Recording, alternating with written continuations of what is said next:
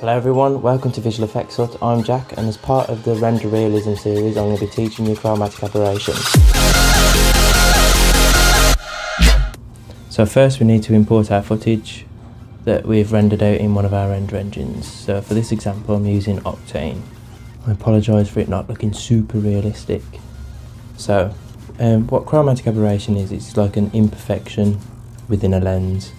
And you get it when the light blasts and refracts around the glass. So this is a good render to start with because you're pretty much getting light straight directly in the lens.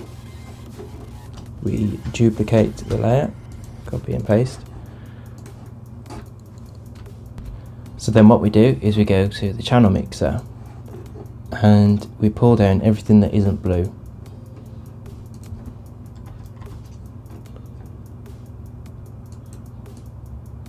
And then start adding until we get this kind of colour. And then it's as simple as duplicating this again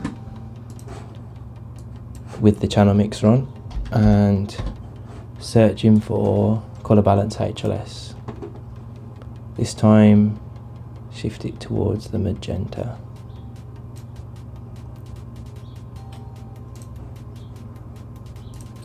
So let's blend the first one first. Highlight them and press T for transparency.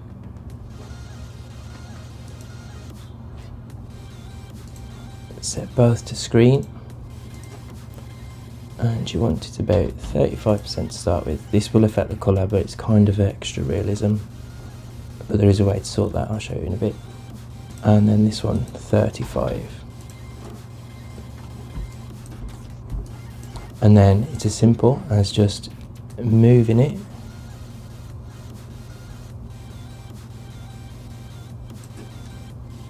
just a few pixels until you get the chromatic aberration effect you want.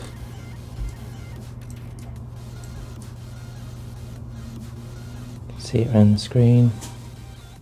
I think that looks pretty nice.